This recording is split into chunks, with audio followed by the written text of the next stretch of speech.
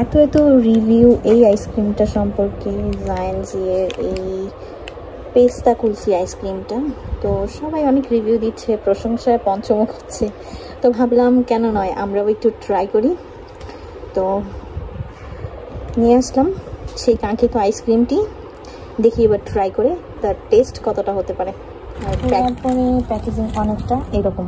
তো সবার কথা মতো আসলেই 2টা চামচ দেওয়া আছে অনেক সুন্দর করে, আর অনেক অনেক পেস্তা।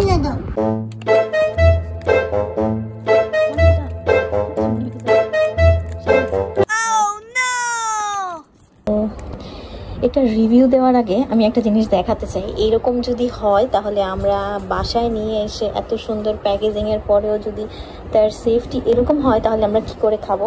এই যে এখানে একটা অনেক সুন্দর করে একটা চুল একদম বসানো আছে, জানি না দেখা যাচ্ছে কিনা।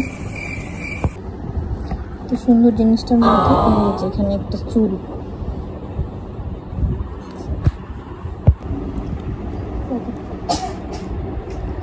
আহামরি অতটা টেস্ট না, বাট আবার অতটা খারাপও না, অনেকটা মনে।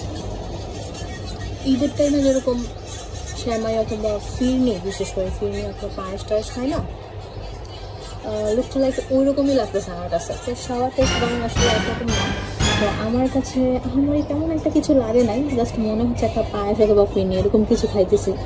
যদিও আইসক্রিমটা থেকে প্রবলেম ছিল, কিন্তু কিছু করার ছিল না, কারণ আমি যেহেতু টাকা দিয়ে কিনে এনেছি, কিছুটা হলেও টেস্ট করে এটা রিভিউ দেওয়া উচিত ছিল আমার, তাই জন্য রিভিউটা আমি দিয়ে দিয়েছি। সবার টেস্ট একরকম না, কারো কাছে ভালো লাগতে পারে, আমার কাছে হয়তো অতটা বেশি ভালো লাগে নাই। সবাই অবশ্যই ক্ষমা সুন্দর দৃষ্টিতে দেখবেন এবং ভুল ত্রুটি হলে অবশ্যই আমাকে ক্ষমা করবেন। আমার কোনো কিছুকে ছোট করা বা নিচু করার কোনো উদ্দেশ্যই ছিল না। সবার টেস্ট একরকম হতে পারে না অবশ্যই, আর আউটলুকিংটা যেমন ছিল ভেতরের জিনিসটা ঠিক ওরকমই হওয়া উচিত ছিল। সবশেষে একটা কথাই বলতে চাই, আপনারা সবাই ভালো থাকবেন, সুস্থ থাকবেন, আমার চ্যানেলটাকে সাবস্ক্রাইব করবেন, লাইক কমেন্ট শেয়ার করে অবশ্যই আমার পাশে থাকবেন, আমাকে সাপোর্ট করবেন বেশি বেশি করে। আর যদি আমার ভিডিওটি আপনারা ফেসবুক থেকে দেখে থাকেন অবশ্যই আমার পেজটাকে ফলো দিয়ে যাবেন। দেখা হবে পরবর্তী কোনো ভিডিওতে, ততক্ষণ ভালো থাকবেন, সুস্থ থাকবেন, আল্লাহ হাফেজ।